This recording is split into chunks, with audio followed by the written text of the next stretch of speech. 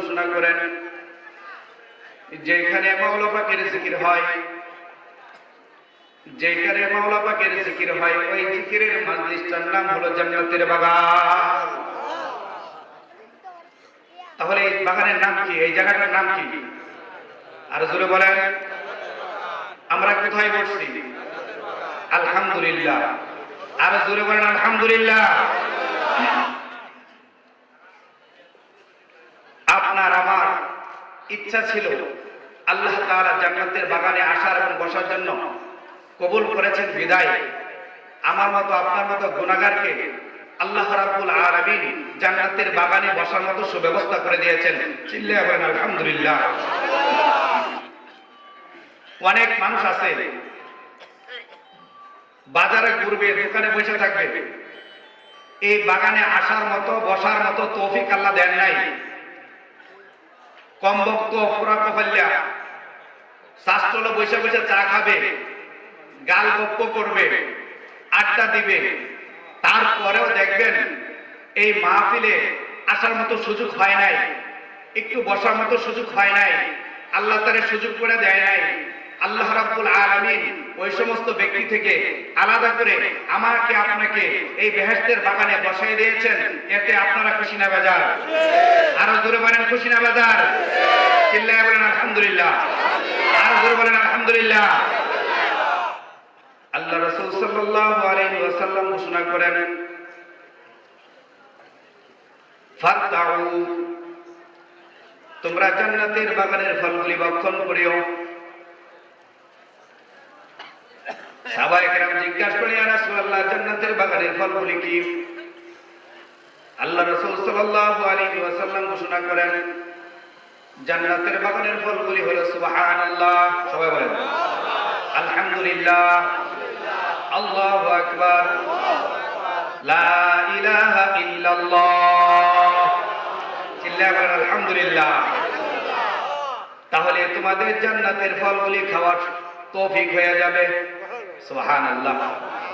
আল্লাহ রাসূল সাল্লাল্লাহু আলাইহি ওয়াসাল্লাম ঘোষণা করেন, যারা এই দুনিয়ার জমিনে জান্নাতের বাগানে যাওয়া আসার জন্য সব সময় চেষ্টা করে, সব সময় সাধনা করে, আল্লাহ রাসূল সাল্লাল্লাহু আলাইহি ওয়াসাল্লাম ঘোষণা করেন, মৃত্যুর পরে তাদের জন্য জান্নাতের রাস্তা সহজ হয়ে যাবে।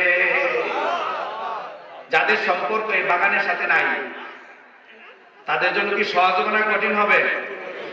কি বলেন, কঠিন হবে না?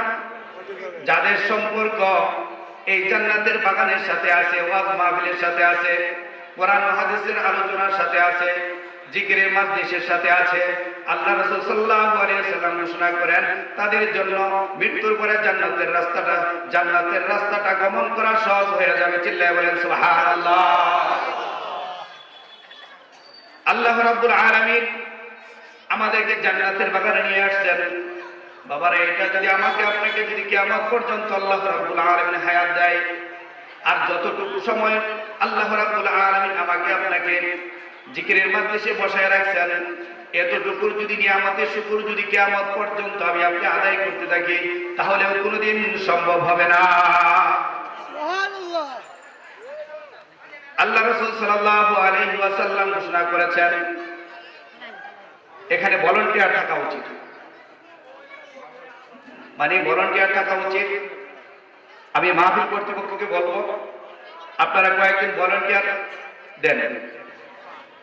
কিছু ছেলে পেলে এদিক সেদিক দৌড়াদৌড়ি করে, তাতে কোরআন ও হাদিসের আলোচনা বিঘ্ন সৃষ্টি হয় এবং শ্রবণ করতেও বিঘ্ন সৃষ্টি হয়।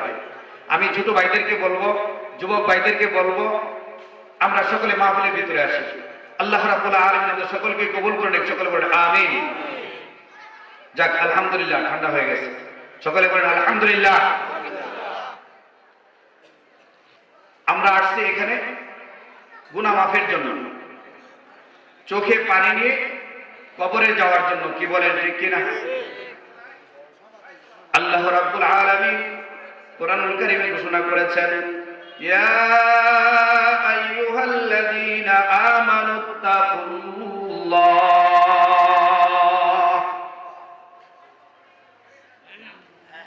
হে ঈমানদাররা, ইয়া আইয়ুহাল্লাযীনা আমানুত্তাকুল্লাহ, হে ঈমানদাররা, তোমরা আল্লাহ তাআলাকে ভয় করো। আল্লাহ তাআলাকে ভয় করার মতো ভয় করো। কি বলেন, আমরা কি আল্লাহকে ভয় করি? কথা বলেন, ভয় করি? আমরা মুখে বলি আল্লাহকে ভয় করি, বাট অন্তরে কিন্তু আমাদের আল্লাহর ভয় নাই। যদি আমাদের ভিতরে, আমাদের কলবের ভিতরে আল্লাহর ভয় পুরাপুরি থাকতো, তাহলে কিন্তু আমরা সন্ত্রাসী করতে পারতাম না, অন্যায় কাজ করতে পারতাম না, অশ্লীল কাজ করতে পারতাম না, খারাপি কাজ করতে পারতাম না।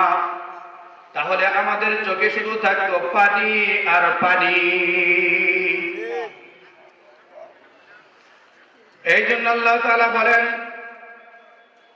ইয়া আইয়ুহাল্লাযীনা আমানুত্তাকুল্লাহ, হে ঈমানদাররা, তোমরা আল্লাহকে ভয় করো ভয় করার মতন। বাবারে দেখবেন, আমরা আল্লাহকে ভয় করি ঠিক আছে, কিন্তু ভয় করার মতো ভয় আমরা করি না।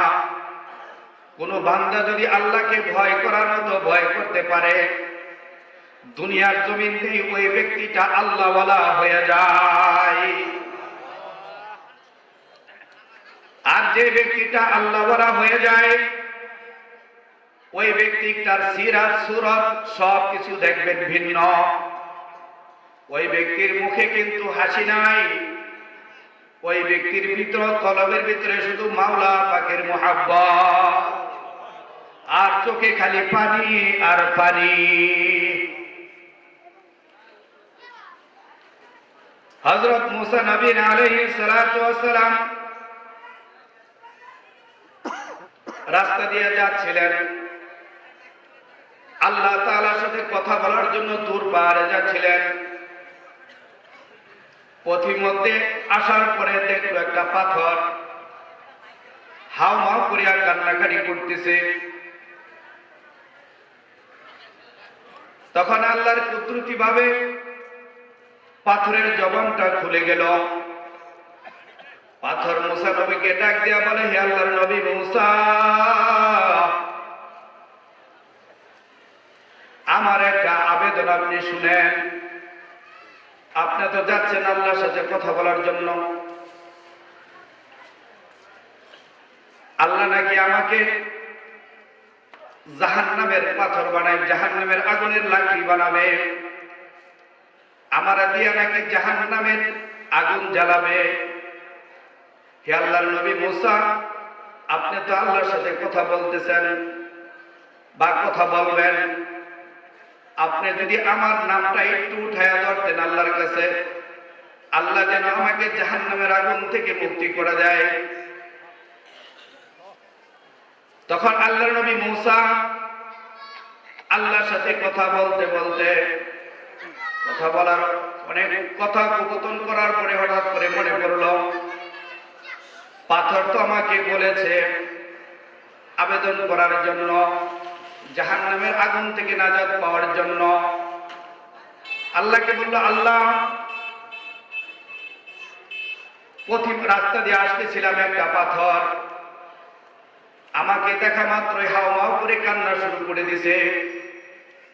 সে জাহান্নামের আগুন থেকে আপনার কাছ থেকে বাঁচতে চায়, আপনার কঠিন আযাব থেকে বাঁচতে চায়, আপনি তাকে একটু নাজাত দিয়া দেন। আল্লাহ মুসা নবী আলাইহিস সালাতু ওয়াস সালামকে ডাক দিয়ে বলে, ওরে মুসা, তুমি পাথরকে যায়া বলিও আমি পাথরকে মাফ করিয়া দিলাম।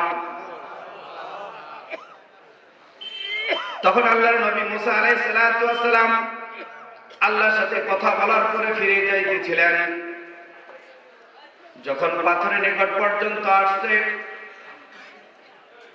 আল্লাহর নবী মুসা আলাইহিস সালাতু ওয়াস সালাম পাথরকে ডাক দিয়ে বলে, ওরে পাথর, আল্লাহ তাআলা তোমাকে মাফ করে দিয়েছেন।